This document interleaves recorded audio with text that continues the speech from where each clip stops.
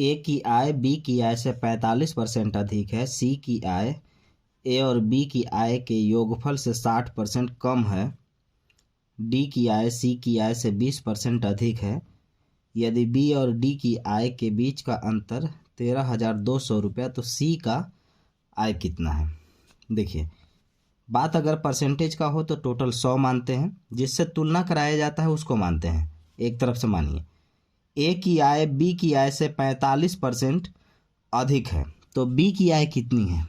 ए तुलना कर रहा है बी से, तो बी की आय अगर हम 100 मानते हैं तो ए कहता है कि ए की आय बी से 45% अधिक है, यानी ये 145 है। सी की आय ए और बी की आय के योगफल से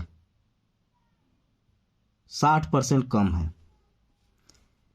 सी की आय ए और बी का योगफल, तो सी का आय ए और बी के योगफल से, तो ए और बी का योगफल है 100 और 145, 245। अब सी का आय कहता है कि सी का आय ए और बी के आय के योगफल से 60% कम है। तो 60% कम का मतलब 40% है ना, क्योंकि टोटल 100% होता है। 100 में 60% कम का मतलब 40% है। तो इसका मतलब हम कह सकते हैं कि 245 का सी क्या है, 40% है। 20 से 2 बार में, 20 से 5 बार में, 5 चौका 20, तो 5 नामा 45, 49 दूना 98, यानी सी की आय 98 आया।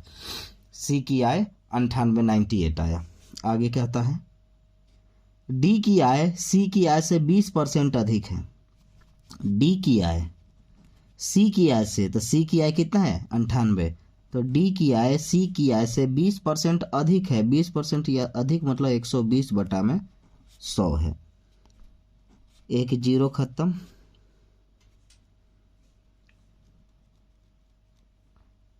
चलिए इसको करिए। 12 अठे 96, 12 नवा 108, 108 और 9 117। एक अंक के बाद पॉइंट है, एक जीरो लगा दीजिए। 12 नवा 108, हाँ 12 नवा 108 पूरा 10 हो जाएगा, और 12 अठे 96, 12 नवा 108। डी का आय तो इतना आ चुका है। अब कहता है कि बी और डी के आय के बीच का अंतर, तो बी का आय कितना है, तो बी का आय 100 है। डी का आय कितना है, तो 117.6 है। तो इनके बीच का अंतर कितना है, तो इनके बीच का अंतर हो जाएगा 17.6। तो इनके बी और डी के आय के बीच का अंतर 17.6 है, और ये कहता है कि 13,200 है। तो ये तो सब परसेंट का ही वैल्यू है, तो हम कह सकते हैं कि 17.6% का वैल्यू 13,200 है। तो 1% का जो वैल्यू हो जाएगा वो 13,200 बटा में 17.6। अब जिसका वैल्यू पूछना है उससे मल्टीप्लाई कर दीजिए, यानी गुना। तो सी का वैल्यू चाहिए, और हमारे पास सी का वैल्यू 98 है। तो एक का वैल्यू इतना आया, तो 98 का वैल्यू मल्टीप्लाई 98 से कर दीजिए, ठीक है। एक अंक के बाद पॉइंट है, ऊपर में एक जीरो लग जाएगा। अब इसको हम काट देते हैं।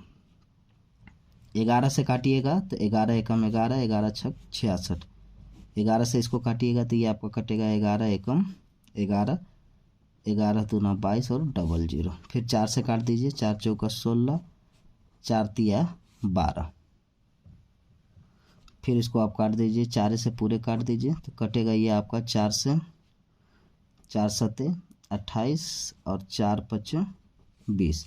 अब 75 से 980 में मल्टीप्लाई करेंगे, गुना करेंगे। अब ये काट करके यहाँ लिखे हैं, तो इसका मतलब इसको मत काट दीजिएगा, ये मल्टीप्लाई ही गुना है।